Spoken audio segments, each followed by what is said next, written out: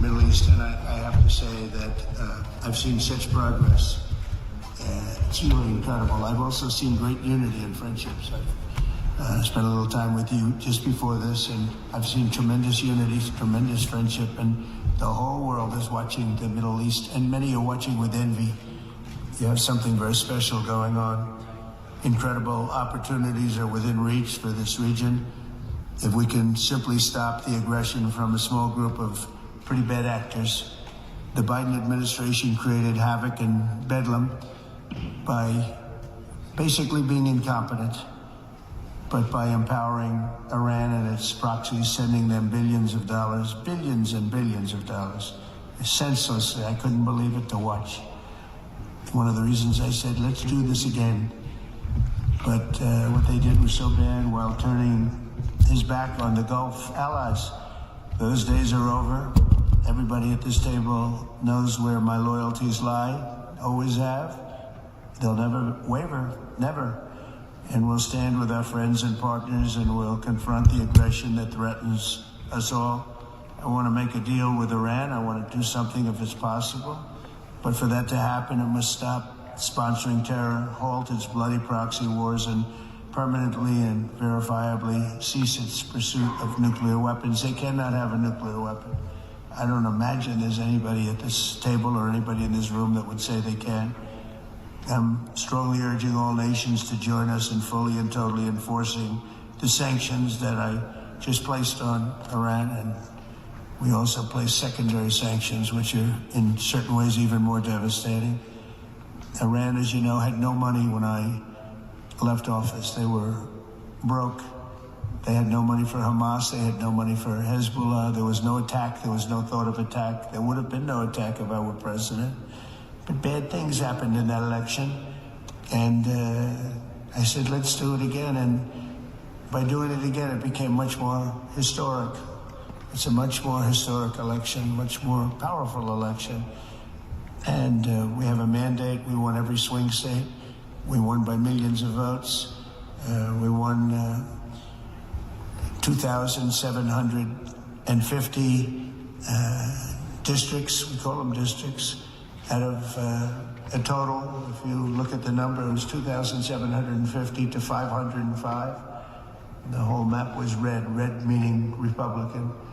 So I will say recently we launched strikes on more than 1,100 Houthi targets in Yemen, as you know. And last week they agreed to stop. They don't want to be targeting our commercial ships anymore. And they said, that's enough, that's enough. We'd done about 52 days, 52 nights.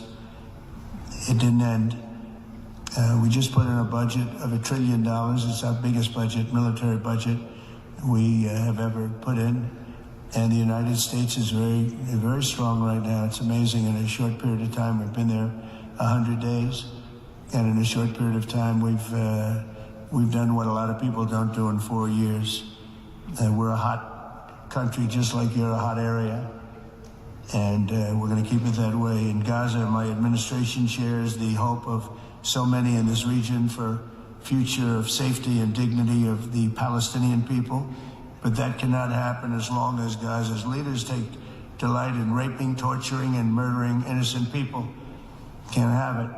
I greatly appreciate the constructive role that the leaders in this room have played in trying to bring the terrible conflict to an end, including by helping secure the release of American hostage Edan Alexander. It was a big day yesterday, a very important day. I was told just before I left that they were going to be releasing Edan. We thought Edan was dead. 3 weeks ago, they said Edan was no longer living. And it was a very, very good thing.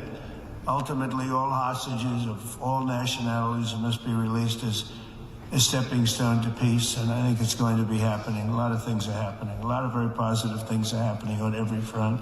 With the support of leaders in this room, and the great leaders you are, we are currently exploring normalizing relations with Syria's new government, as you know, beginning with my meeting with President Ahmed al-Shara and Secretary Rubio's meeting with the Syrian foreign minister in Turkey after discussing the situation with Crown Prince Mohammed and President Erdogan of Turkey. I am also ordering the cessation of sanctions against Syria to give them a fresh start. It gives them a chance for greatness. The sanctions were really crippling, very powerful. And I spoke to Mohammed, and I spoke to our friend from Turkey, who we just spoke to also by phone now. But felt very strongly that this would give them a chance. It's not going to be easy anyway, so it gives them a good, strong chance. And it was my honor to do so. So we will be dropping all of the sanctions on Syria, which I think really is going to be a good thing. And we made a speech last night, and that was the thing that got the biggest applause from the room. We had a very crowded room with thousands of people, and the statement that got the biggest applause was dropping the sanctions on Syria. Likewise, in Lebanon, there's a new chance for a future free from the grip of Hezbollah terrorists. If the new president and prime minister can rebuild an effective Lebanese state, we just appointed a very good ambassador, a friend of mine who's Lebanese, and I didn't even know that. And I said, why do you want to be the ambassador to Lebanon? That could be dangerous. He said, I don't care. I grew up there. I love the country. And I don't care if it's dangerous or not dangerous. I want to do that. And he's a very capable man, very successful man from the United States. And he's going to be your ambassador. He's going to do a great job. But this is a once-in-a-generation opportunity to forge a Lebanon that is prosperous and at peace with its neighbors. And I think things can really happen there. They've had a tough go of it for a long time. At the end of my first term, all of the momentum in this region was toward peace. I especially want to thank and congratulate the United Arab Emirates and Bahrain for their vision and courage in signing the historic Abraham Accords. It was it's a very big thing. I believe we would have had it filled out had the election been called fairly, which it wasn't. It was a rigged election. I hope that in the near future we can continue that progress. We have a mandate from the American people, the likes of which people haven't seen for 129 years, they say. It was the most consequential election in America in 129 years. So that sounds like a long time, so we'll take that. But in the future, we'll continue that progress by adding more countries to the Abraham Accords. We have 4, and I think they're going to be filling up very rapidly. Biden didn't do anything because he never did anything about anything. He had no capability, had no ability, and it was a shame what he's done to so many countries, including our own. We had an interesting fact. About a year ago, there was a story that we're having a hard time getting enlistments into the military, and it was at the lowest level almost ever. People didn't want to go into our military. And it just came out last week, you probably saw that we have now the strongest enlistment in the history of our country. They say 38 years. One said 37, one said 32, and one said ever.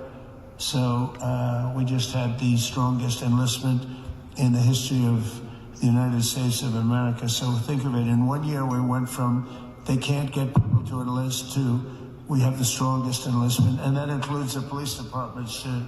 We're having a hard time getting people to be police, the great law enforcement arm that we're known for, and now we're setting records. It's hard to get a job. I mean, frankly, the lines of people wanting to be police officers and go into the military, and it's a matter of spirit. We have great spirit in the country right now. We've done a lot in 100 days, I'll tell you that. It's all started on November 5th with the election. But a stable and peaceful Middle East will be a successful and prosperous Middle East, and that's what you've done, and that's what you're doing. And, it's amazing because when I was here last, it was fine, it was doing good. And then I see the things that you're doing here and in your countries. It's just incredible what you're doing. Is the whole world is talking about it. The whole world is watching us. Look at all the news over there, the fake news. Look at them.